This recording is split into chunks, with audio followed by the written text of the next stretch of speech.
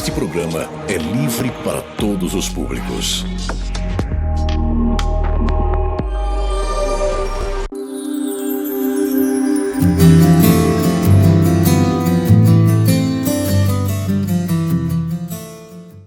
A paz do Senhor Jesus Cristo a todos os irmãos e amigos que nesse momento abrem a oportunidade para que o programa Fé e Esperança da Primeira Igreja Assembleia de Deus Ministério de Cordeiro entre em sua casa e consequentemente em sua vida. Oremos.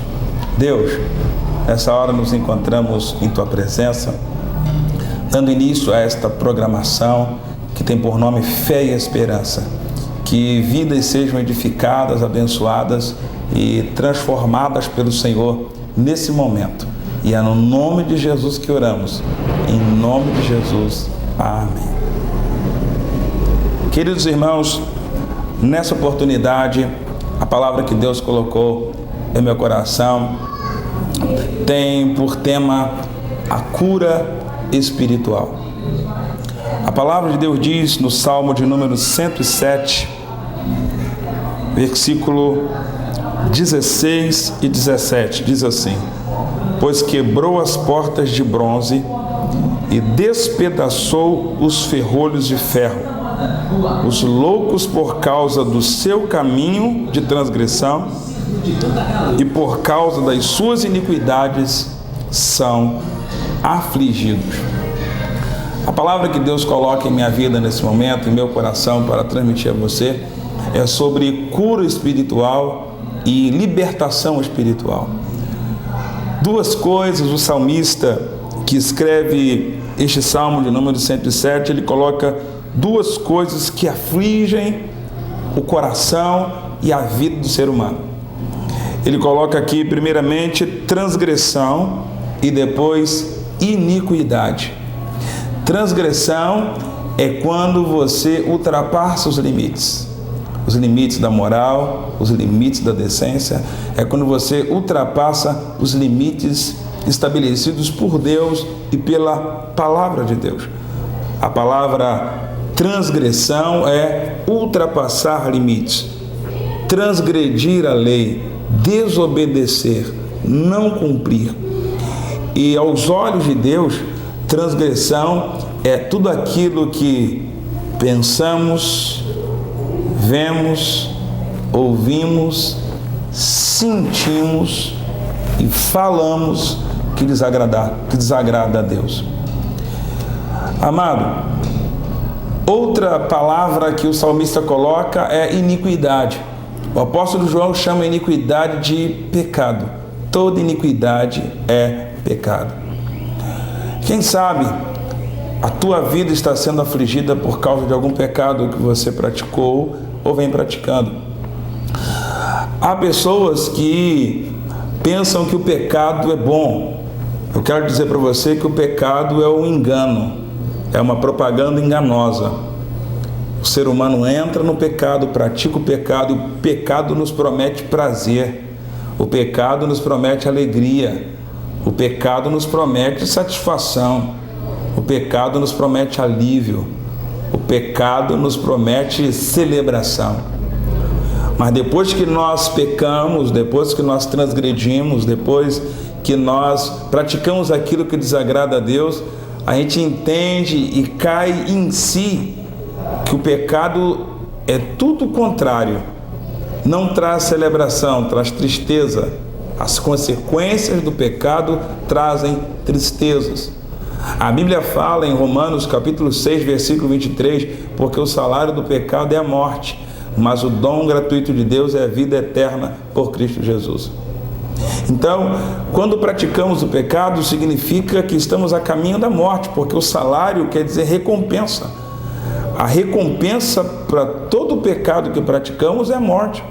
Pode ser a morte física, pode ser a morte da alma, a morte das emoções, pode ser a morte de um relacionamento e pode ser a morte eterna, que é a pior de todas, que é quando morremos sem ter Deus em nosso coração. O que Deus fala a nós nesse momento, nessa oportunidade, é que aquilo que aflige o ser humano é transgressão e iniquidade. Não adianta a pessoa achar que vai continuar no pecado. O pecado traz farra, traz alegria, traz festa, traz prazer, mas a consequência é de dor, a consequência é de desilusão, a consequência é de abandono, a consequência é de desespero, a consequência é a morte. E você diz: pastor, o que eu faço para escapar das aflições do pecado? E o que eu faço para escapar dessas aflições que estão assolando a minha vida? O segredo é correr para Deus. Ninguém consegue se libertar do pecado, da iniquidade sozinho. Nós só conseguimos nos libertar do pecado, da iniquidade, da transgressão, à medida que entregamos a nossa vida ao Senhor. Deus tem uma nova vida para você. Deus tem uma vida diferente, uma vida limpa, uma vida santa, uma vida de bênção para você. E de repente você diz: mas pastor, mas servir a Deus é tão triste. E aí na igreja, depois da igreja, ir para casa, dormir. Você está muito enganado. Quem sabe você, de tanto participar de farras, baladas, é tão triste gastar toda a sua energia, toda a sua força numa festa e chegar às 6 horas da madrugada, 7 horas da manhã, sem força, sem saúde, vomitando muitas vezes, com doenças muitas vezes, ou praticando coisas que trarão doenças no futuro. E você diz que isso é que é vida. E você acha que isso é que é prazer, isso que é alegria, isso que é felicidade. Não é. Enquanto o ser humano está numa festa, brincando, na farra, enfim, com saúde, pessoas pagando bebidas e outras drogas, ou por que não dizer outras ferramentas que levam o homem, outros ingredientes que levam o homem à tristeza e à doença. Quando você cai numa enfermidade, para onde vão os amigos? Para onde vão os colegas? Para onde vão os amigos de bebidas? Eles não querem mais saber, porque a nossa companheira de festa agora está doente. O nosso amigo de balada agora está doente. Eu lembro que certa vez, como pastor, fui visitar uma jovem. E essa jovem muitas vezes saía tarde da noite, quando sua mãe dizia: não vai à festa, não acompanhe essas amizades. E ela, com muita fanfarrice, com muita risada, dizia: eles é quem são meus amigos, eles é quem são os meus verdadeiros amigos. Pasmem, queridos, o carro em que ela estava parado num engarrafamento, e veio um carro atrás do veículo onde ela estava e esbarrou no carro. Mas foi uma batida mínima, porém essa batida mínima só foi o suficiente para dizer ai. E esse ai, ela estava sentada no banco traseiro do carro. A partir dali ela saiu do carro sem poder andar. Entenda, a batida não foi forte, uma pequena batida, e a partir dali ela não conseguiu mais andar. Mas o triste, além desse acidente, além dessa tragédia em sua vida, eu tive a oportunidade de visitá-la. E quando vou visitar, quem é que estava lá cuidando dela? Quem é que estava dando a medicação nos devidos horários? Quem é que estava trocando suas vestes? Quem é que estava dando banho? Quem é que estava solicitamente ajudando aquela jovem sobre a cama, que não podia movimentar nem os pés? Era sua mãe. Para piorar a situação, querido, eu perguntei à sua mãe, e perguntei a ela, onde ela falava com muita dificuldade, eu perguntei a ela: onde estão seus amigos? E perguntei à sua mãe: onde estão os amigos? Eles têm vindo aqui trazer fralda? Eles fizeram alguma vaquinha, alguma contribuição, alguma campanha para ajudar a financiar os remédios? E a única coisa que a mãe disse é: pastor, depois do acidente, o telefone dela não tocou mais. É isso que eu gostaria que você entendesse. É que às vezes quem pensamos que são nossos verdadeiros amigos não são. E na hora da dor, na hora da tragédia, na hora do desespero, na hora da crise, na hora do acidente, na hora de uma doença, o telefone não toca mais. Enquanto temos saúde, o telefone toca para irmos para tudo quanto é lugar. Depois que o corpo não pode se movimentar, por que os telefones param de tocar? É porque o mundo que a gente vive só valoriza o ser humano se ele tiver alguma coisa. Se ele tiver saúde, se ele tiver dinheiro, se ele tiver disponibilidade, ou se ele oferecer alguma coisa. O mundo em que vivemos é cruel. O mundo não tem pena de ninguém. O diabo não tem pena de ninguém. O pecado não tem pena de ninguém. Por isso, eu quero convidar você nesse momento. Busque a presença de Deus. Não viva uma vida de iniquidade e muito menos uma vida de transgressão. Deus tem plano de salvação para você. Deus tem plano de libertação para a tua vida. Pastor, mas o que eu faço para me libertar dessas aflições? A Bíblia fala para nós aqui que Deus é aquele que pode quebrar as portas de bronze e despedaçar os ferrolhos de ferro.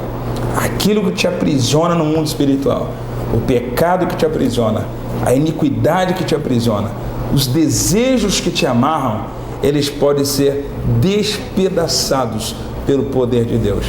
E como eu faço, pastor, para que Deus realize essa obra em minha vida? Entregando a sua vida a Ele, buscando a presença dEle, se arrependendo dos seus pecados, confessando os seus pecados, confessando que só Jesus Cristo é o Senhor de nossa vida, confessando que só Jesus é o Salvador de nossa vida.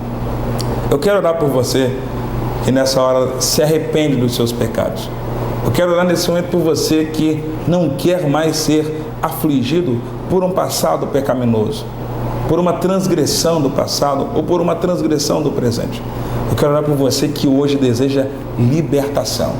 Não sabe como se libertar, mas eu sei, mediante o poder de Deus, mediante o sangue de Jesus, mediante o poder da palavra de Deus. Oremos. Pai eterno, Deus querido, nesse momento nós oramos por cura espiritual, por libertação espiritual. Que todos aqueles que nos ouvem, nos assistem, Senhor, que sejam tocados pela palavra de arrependimento e que possamos nos arrepender, Senhor, de toda transgressão, de todo pecado, de toda iniquidade, pensamentos, sentimentos, desejos, palavras, atitudes e práticas e costumes que não agradam o Senhor. Que o Senhor esteja transformando vidas, transformando o nosso coração, nos libertando, Senhor, de toda prática pecaminosa. Senhor, que possamos ter uma vida no Teu altar, uma vida na Tua presença. Em nome de Jesus, ó Pai, despedaça todo o ferrolho, quebra toda a argola, toda a cadeia do inimigo, de maneira que sejamos livres do poder do pecado, em nome de Jesus. Amém. Deus te abençoe. Até no próximo programa, em nome de Jesus.